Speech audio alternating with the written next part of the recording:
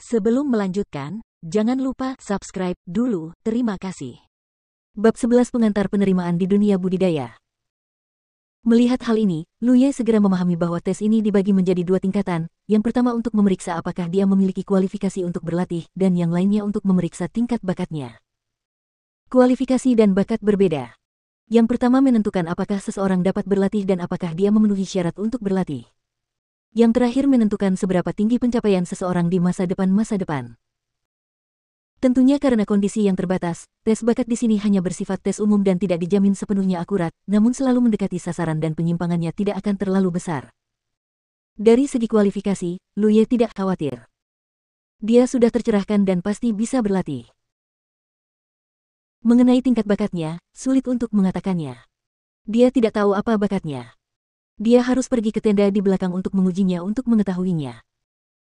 Orang pertama dengan kualifikasi untuk berlatih telah muncul, menambah sedikit vitalitas pada antrian yang awalnya sunyi, dan semua orang tiba-tiba merasa saya bisa melakukannya lagi. Namun, kenyataannya memang kejam. Pada tes berikutnya, lebih dari 10 orang tersingkir sebelum seseorang dengan kualifikasi untuk berlatih akhirnya muncul. Adegan sebelumnya terulang kembali. Antrean panjang terus memendek, dan budak demi budak berubah dari harapan menjadi kekecewaan. Secara umum, di antara lebih dari 10 orang, akan selalu ada satu orang dengan kualifikasi kultivasi. Dia berdiri di paruh kedua antrian, tetapi karena tes dilakukan dengan sangat cepat, dia berdiri di depan meja dalam waktu kurang dari sebatang dupa.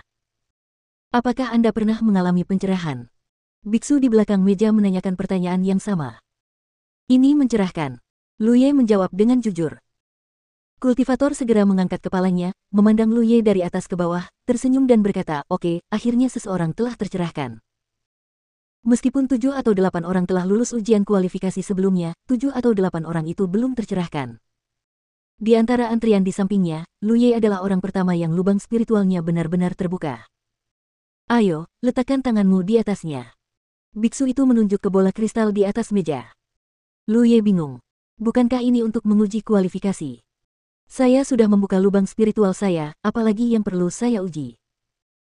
Beku itu pasti telah melihat keraguan di hati Lu Ye, jadi dia menjelaskan, di pihak saya, tidak hanya kualifikasinya yang diuji, tetapi atributnya juga diperiksa. Atribut. Hal seperti itu. Belum pernah mendengarnya.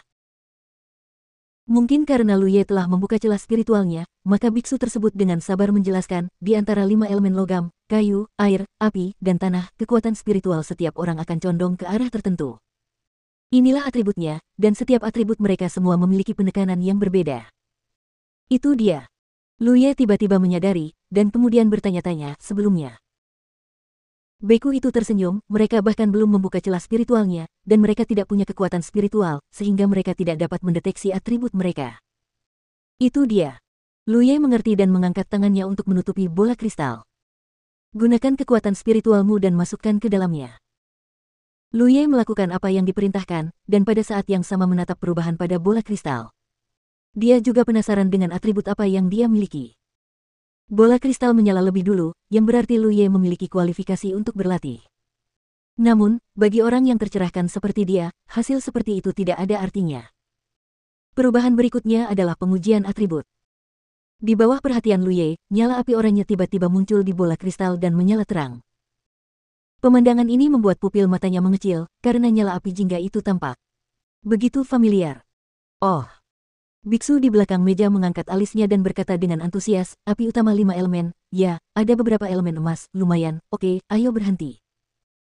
Bisa dimaklumi, lagi pula, dia mampu membuka lubang spiritualnya berkat pohon bakat yang menelan bola api oranye yang tiba-tiba membuka lubang spiritualnya. Daun di pohon talenta yang membawa pola spiritual tajam juga terbakar. Tapi dia tidak bisa memahami ginseng, dan dia hanya bertanya-tanya secara samar-samar apakah ini adalah atribut aslinya. Singkirkan benda ini dan pergi ke tenda di belakang untuk mencari kakak ketigaku. Beku itu menyerahkan sebuah plakat giok kepada Lu Ye.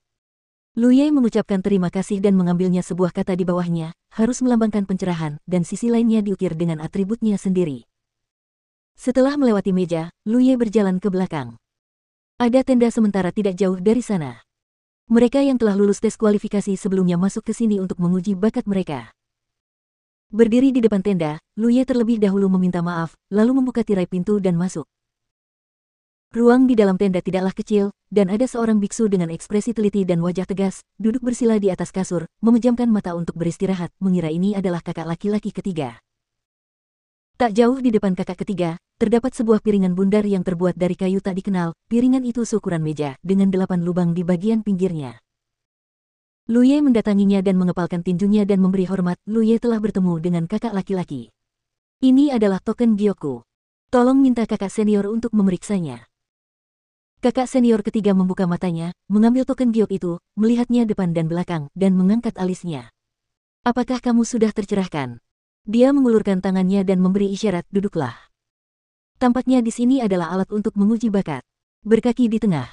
Dia secara tidak sengaja melirik dan menemukan bahwa di situ tercetak di atasnya pola roh. Lu Ye tiba-tiba menjadi tertarik dan melihat dengan cermat, tetapi dengan penglihatannya saat ini, dia tidak tahu untuk apa pola spiritual ini. Satu-satunya pola spiritual yang dia tahu adalah pola yang tajam. Pola spiritual yang terukir pada cakram itu banyak dan padat, berhubungan erat satu sama lain dan menyatu menjadi satu. Ini bukan hanya pola spiritual. Lu Ye terbangun dan teringat sesuatu yang pernah dia dengar sebelumnya. Ini adalah formasi. Apakah formasinya terbuat dari pola spiritual? Batuk. Kakak ketiga terbatuk sedikit, menyela pikirannya, dan Lu Ye segera duduk tegak. Mata mereka bertemu, dan terjadi keheningan singkat. Kakak senior ketiga berkata, Sekte Qingyu kami terletak di Gunung Changluan di pedalaman Bingzu. Ada 300 puncak spiritual besar dan kecil. Dalam hal kekuatan komprehensif, peringkatnya ada di sana. Di antara 5 teratas di Bingzu.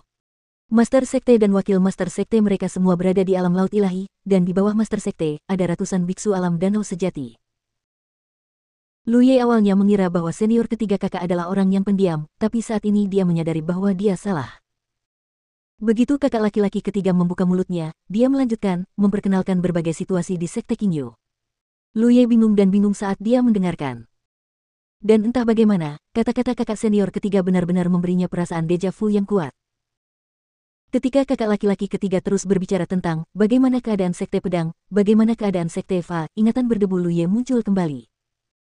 Bibir Lu Ye bergerak sedikit, berpikir dalam hati, apakah ini pengenalan penerimaan dunia spiritual?